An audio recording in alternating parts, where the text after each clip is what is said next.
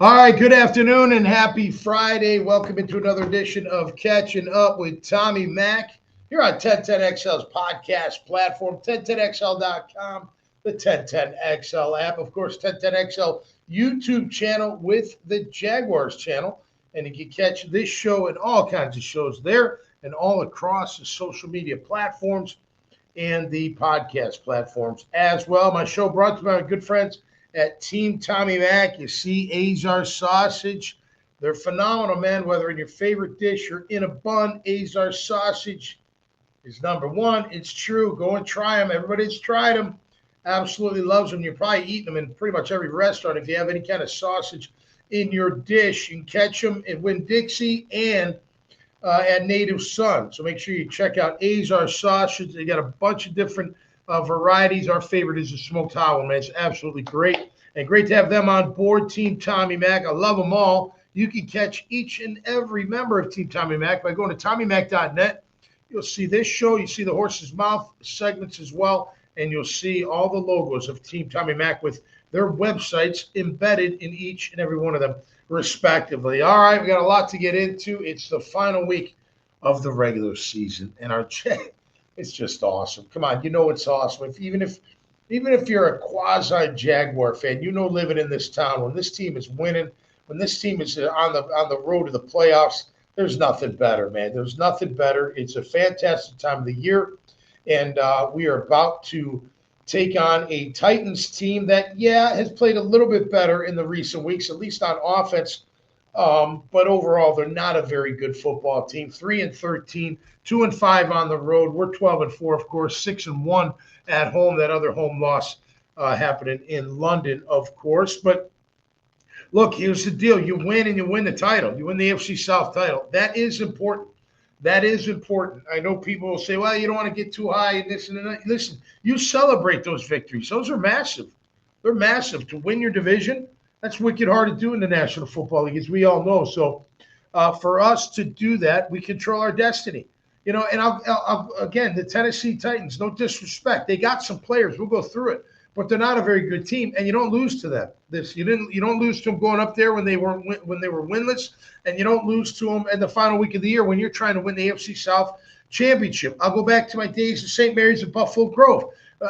Ken Dunleavy, Coach Dunleavy used to say it all the time. You don't lose to Francis Borgia. We play this school, Francis Borgia, and we kicked their ass every single time, like by 40 points. It was just a beatdown every time, and that was his message. St. Mary's doesn't lose to Francis Borgia. Well, this year especially, the Jaguars don't lose to the Titans. They just don't. They're a better football team. Take care of your destiny. Take care of your destiny. At least control it to a certain degree. I don't think we'll be the top seed. Quite honestly, I don't want us to be. I want us to keep playing. I don't want to rest. I don't want a chance to get rusty. I don't want anything. I want the creature of habit to continue. I want my body, my mind, and my soul to continue down this path that I've been used to doing since when? Since August, for the most part, especially since the regular season, which was a long time ago, the start of it. So I want that same thing. Can you overcome, the rustiness? Maybe, but why take that risk? In my opinion, I don't think we'll get the number one seed anyway. I really don't, but I do believe we will win the division and get a whole playoff game, and that's going to be absolutely incredible. And congratulations to everybody around. There's no doubt about it. Let's talk about our Jaguars team versus 2025 playoff teams. Right now, we're 4-3 against the playoff teams. The Panthers are number 5 if they beat Tampa, right? They got to beat Tampa, and then I think New Orleans has to beat Atlanta or it's a 3-way tie, and Carolina still wins the tie. So Carolina basically has to win, and they win the division. If they do, that'll give us 5 wins against playoff teams: Houston, San Fran, Chargers, Denver, the Carolina Panthers in week 1. Against 3 losses, of course, Seattle, the Rams, and Houston. Now, I don't want to hear, well, we should have lost Houston. Well, we maybe shouldn't have won a couple games. You know what I mean? Like Vegas. We got lucky to win Vegas, but it doesn't matter. We won it. So it doesn't matter. We're 12-4, and that's our record against playoff teams. Last 7 wins that we've had, 7 in a row, and they've been great. They've been only against 2 playoff teams. 2. The rest are not very good. Indy's not very good. Tennessee's not very good. The Jets aren't very good. Hey, we took care of them. We ripped through them. That's a great thing.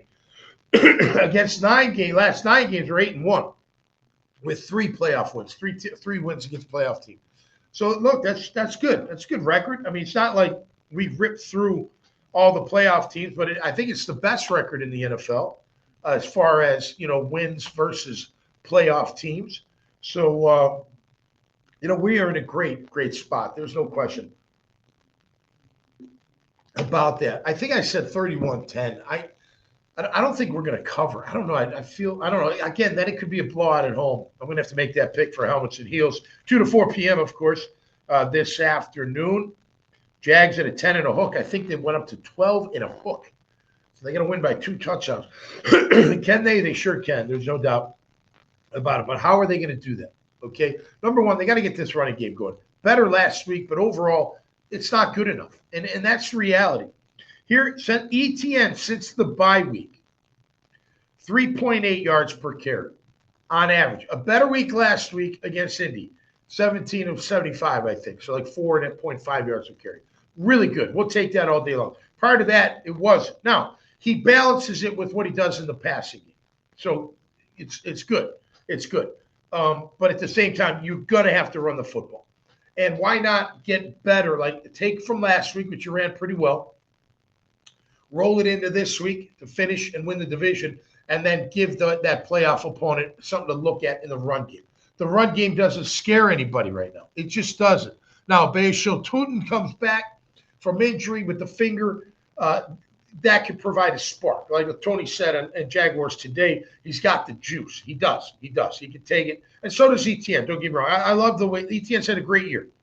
But the reality is that yards per carry is not very great. It was great early. I mean, he ripped it off early. Carolina had a monster game, and then little by little, he's had other good games prior to that or after that. But up until Indy, he hadn't had that kind of production that we need him to. Now, granted, we'll take the 7 touchdowns and rushing touchdowns. We'll take the 6 receptions for touchdowns. That's 13 total touchdowns for our running back. But we're going to need to get this run game going. Their defense, although gives up 4.4 yards a carry, they got enough players on defense to hurt you. There's Jeffrey Simmons, one of the best defensive tackles in the game. We're going to have to block him up. We don't know how healthy we are in the O-line. That'll come out later. Hainsey's got a groin. Ezra's got something. Of course, McCary is out. So we're going to have to do a little makeshift here. We're going to figure out Walker Little's filled in fine at guard. Of course, Cole Van Lanen's done a tremendous job. He's great. And then we'll see who comes in there. Is it Wyatt Milam? Is Monheim, sorry, buddy. Monheim going to get the start. He should get even better as things go along. But again, they average 4.4 yards per carry on defense. They give up. Now, how about this? This is where I think the pass can set up the run this week. They give up 8.1 yards per attempt at 68.5% completion percentage. That's, to me, I look at that, I'm like, okay, we got to go down the field. I'm going to use a run. Play action. By the way, the run has been effective enough to have play action.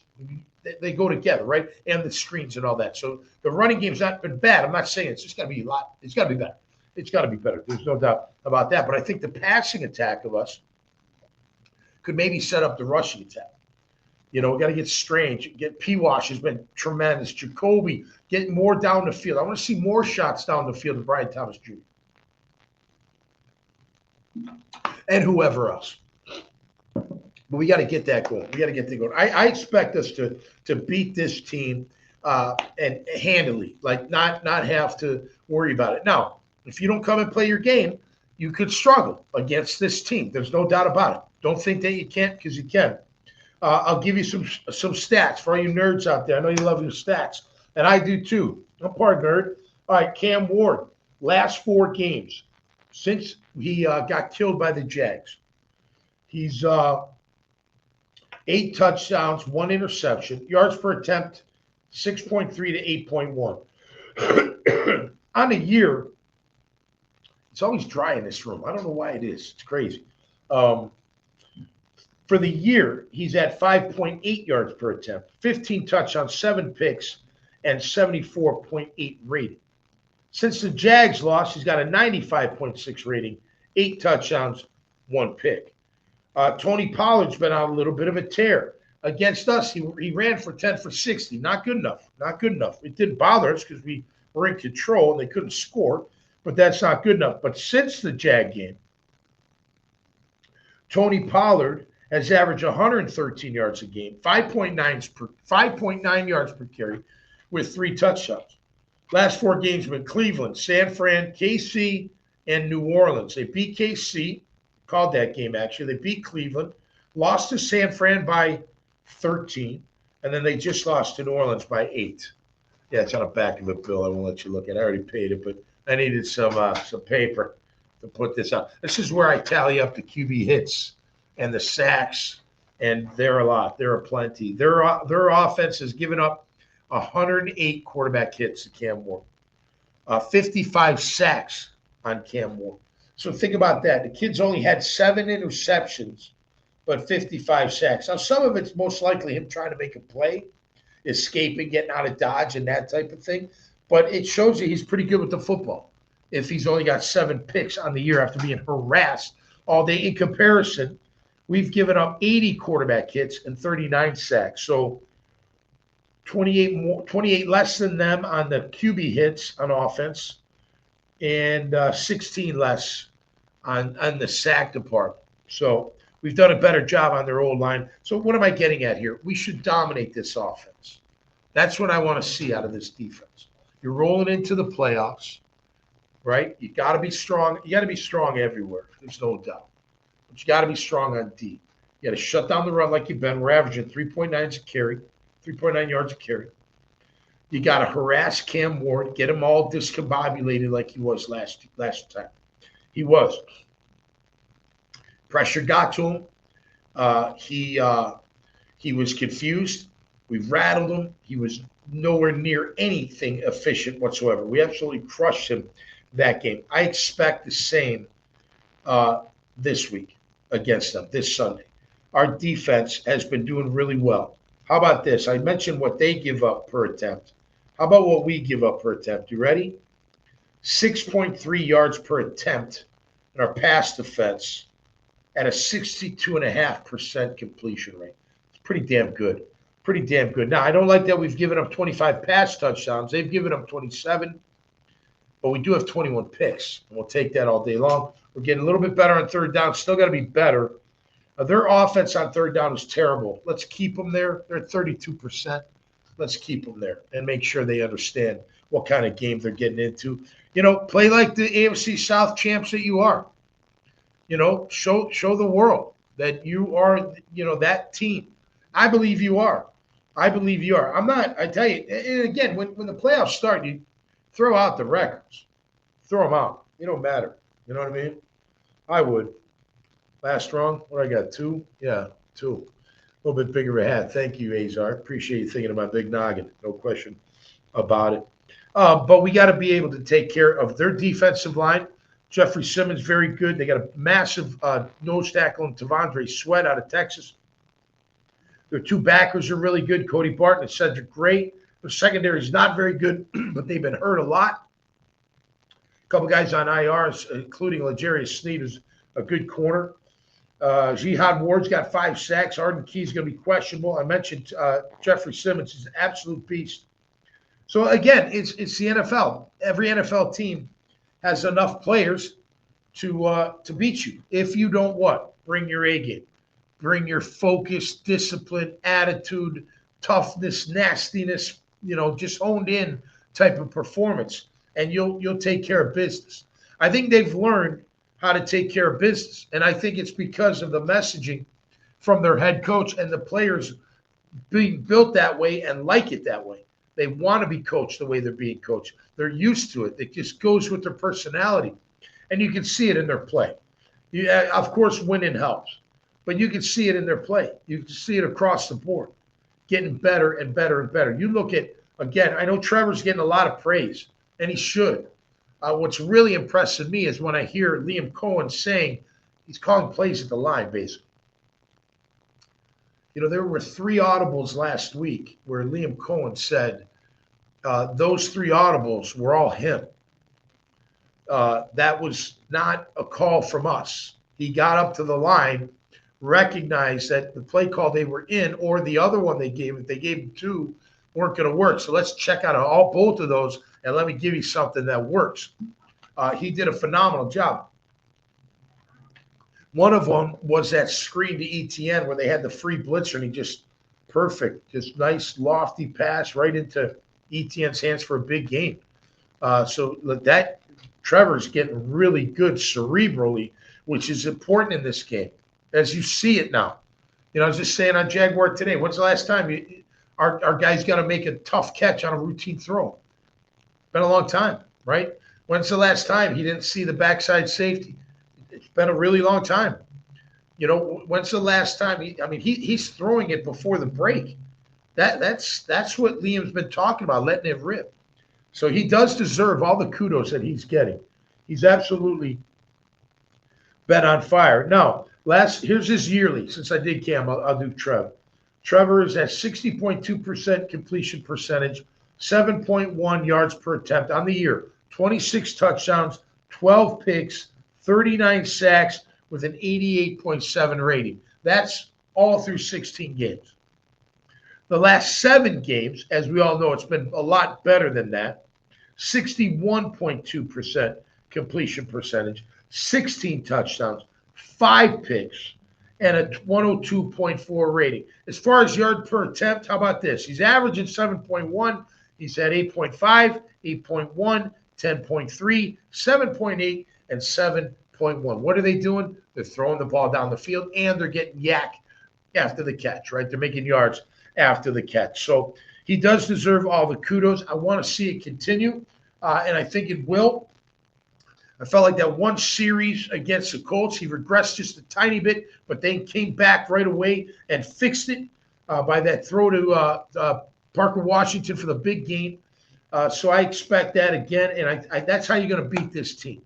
You're going to beat them through the air to set up the pass, and then you're going to shut down Tony Pollard and then get after Cam Ward. Easier said than done, no question about it, but that's how you do it. And it's going to be a great day out there at the bank. My family and I will be there. We're staying for the party because we're going to win this title, and that's going to be an absolutely great thing. Winning the FC South after going 4-13 last year, that means if you win it, you go 13-4 this year. Are you kidding me? It's absolutely incredible. What a great time to be alive in the city of Jacksonville. We've got great games this weekend. I can't wait. Carolina, Tampa, I'll look at it, no doubt. San Fran and Seattle, that's the one I'll be watching. There's no question. That's Saturday night. Other big games, of course, we've got a big game. Houston will have to take on Indy at home. You expect them to win that game. At least I do. Denver should beat the Chargers because Herbert's ducking us. They don't want Herbert to face the Jags. I understand. Who else? Baltimore at Pitt. That's winner taken. So it looks like out of the 3 games, winner gets it, and then us getting the AFC South. So the winner will win the division. San Fran will, if they win the division, and they're the number 1 seed in the NFC, which is really remarkable for their team. They didn't start off great, but they sure finished pretty darn strong. You can say the same about us.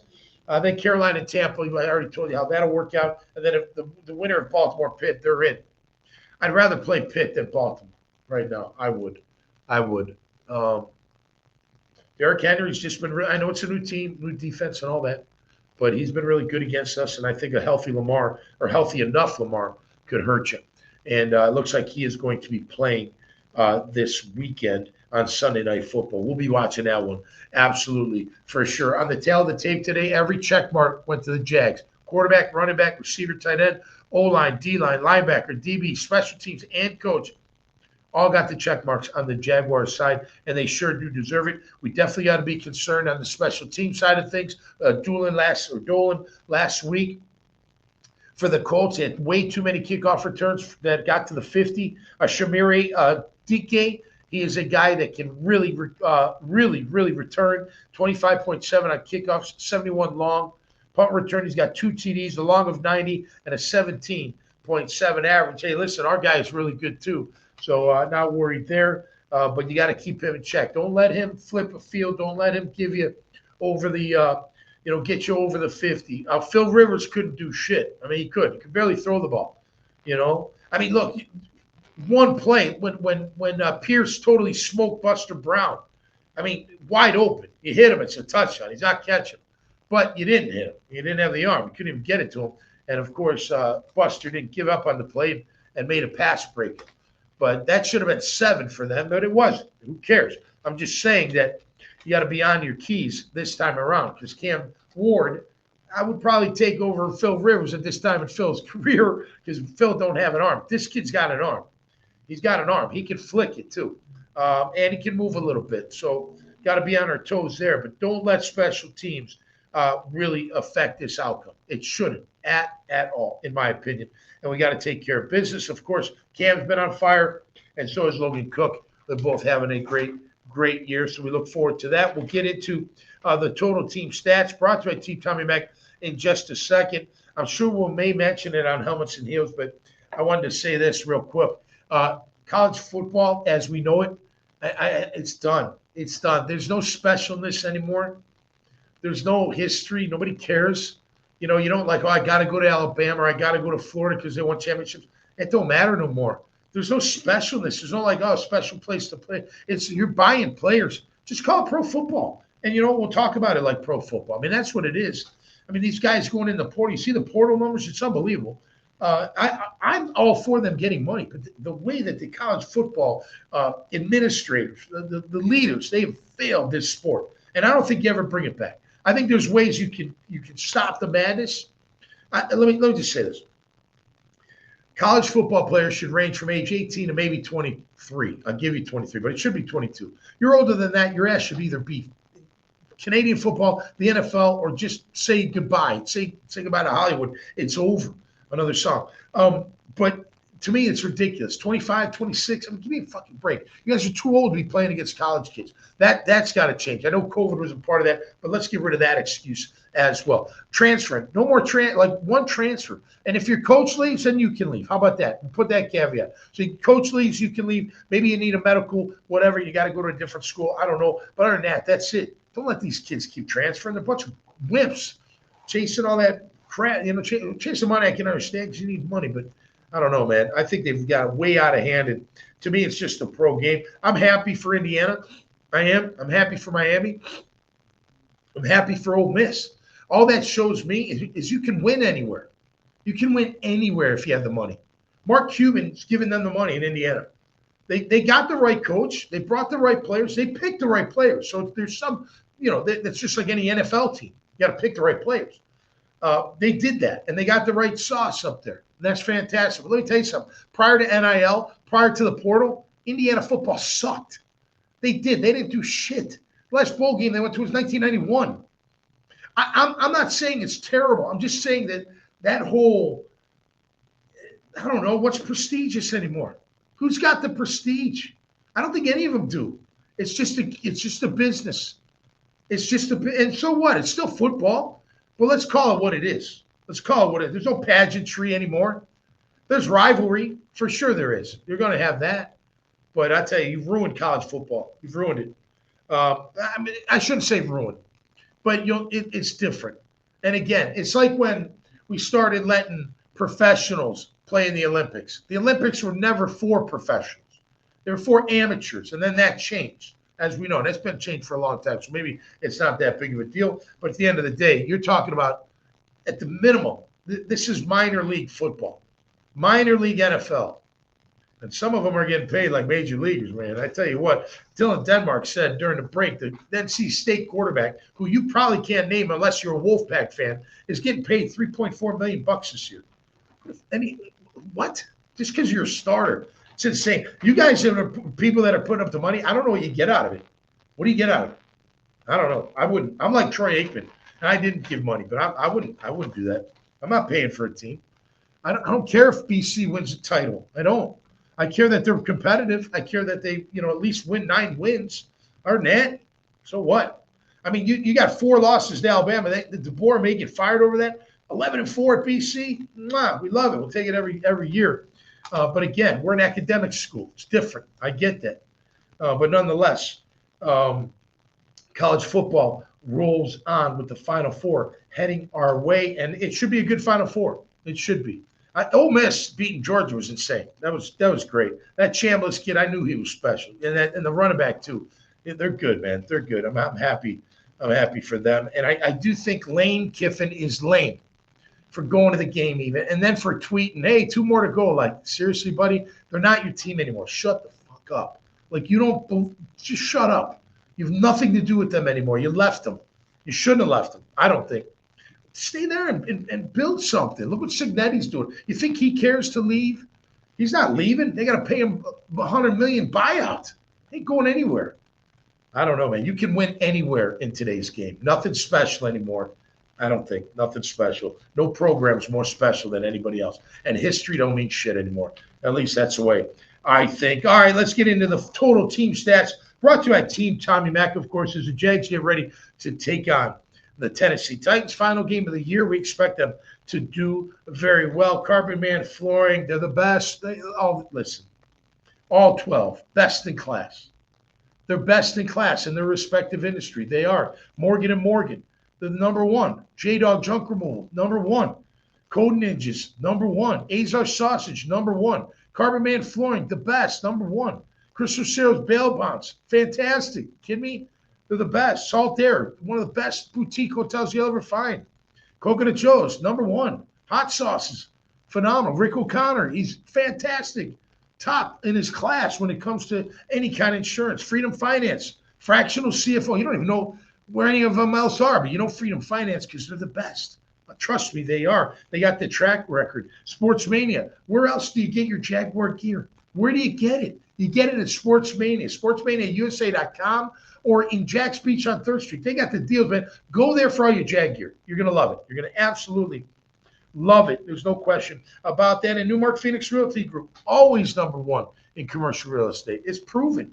Their track record proves it. And that's what you get with Team Tommy Mack, man. The best in class. And I am honored and very flattered to represent every single one of them. By the way, if you're at Tailgaters, I'll be there. Tailgaters Parking. Going to host a tailgate with Morgan & Morgan for Team Tommy Mack. So come on by and say hi. It'd be great to see everybody out there. Of course, thanks to 1010XL. You know, I love you. Great to be part of the family, even more so now than ever. It's been a great year, and I appreciate everything. And great to be on the podcast platform, of course. Check TommyMac.net out as well. All right, penalties, 125 for us, 124 for them. Let's not win the penalty battle. Let's lose it. We score 27 points. They give up 27. How many should we score? About 27, if not more. We give up 20. They score 17. What should it be? Around 17. So there you go, 30-17, 31-10. Maybe I'm onto something. I don't know. I know that spread's a big number. I don't know which way I'm going to go. Jags win, no doubt. They'll handily beat them. But by 13.5, 12.5, that's a lot to ask any team. Of course, this ain't college football. We went through yards per carry, ETN at 4.4, but it's going down aside from last week. Tony Pollard at 4.5, going up. Don't let Tony Pollard beat you. Don't give him any air in the tires or air in the sails. Don't put the dagger in them. Dagger in them early and shut their ass down. We averaged 3.9 yards per carry on defense. We're the number 1 in the rush yards per game in defense. We should shut them down. Their defense gives up 4.4. What's that tell me?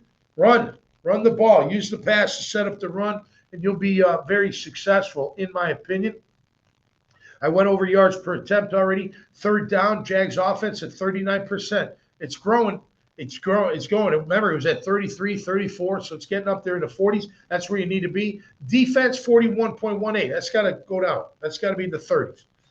That's where that needs to be. They're at 32% conversion rate on 3rd down. We should do that.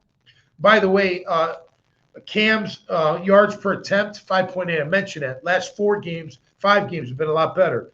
But we should be able to take advantage. 4th down, 17 of 29 on offense, 10 of 28 on D for our Jags, 15 of 32, 12 of 16. They're very good on defense on 4th down. I mentioned tackles for loss. They have 78. We have 72. Quarterback hits. They have 96. We have 91 on defense. We've given up 25 pass TDs. They've given up 27. We have 40. They have 40 sacks. We have 31. We've given up 39. They've given up 40. Yeah. Okay. So their offense has given up 55. Our defense has gotten 31. I expect that to go up this week, get at least 5. And then they've given up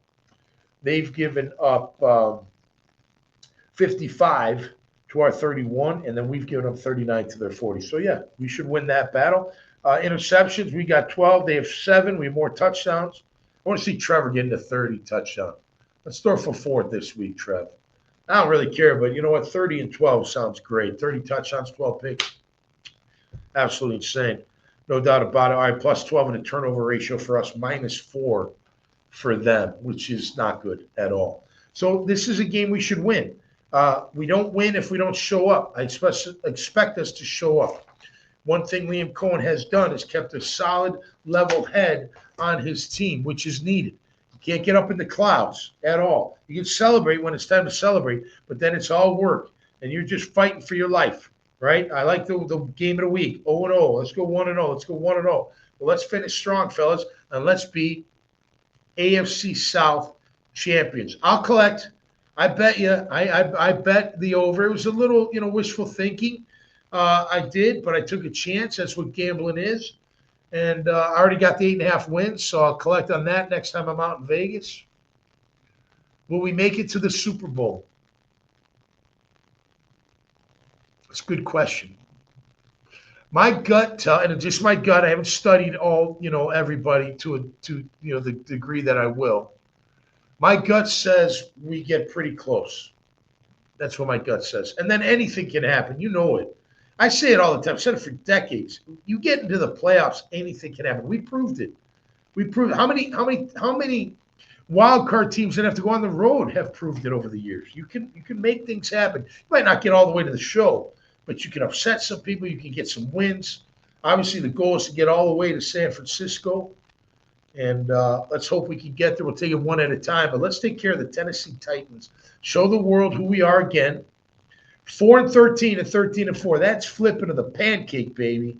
You kidding me? That's insane, and it's absolutely fantastic. So we're going to look forward to it. If you see me out and about, please say hello. I always love shaking hands, fist bump, whatever, side hugs, full hug, bear hug. It don't matter. Come say hi, and we'll have a good time because it's a great time to be alive in the great city of Jacksonville. Till next time, stay safe. Be cool out there, be cool, and stay safe. And we'll catch you right here on Catching Up with Tommy Mack. Peace and love, everybody. Have a great Friday, great weekend. LFG Jags, exclamation point, exclamation point, exclamation point. Have a good one.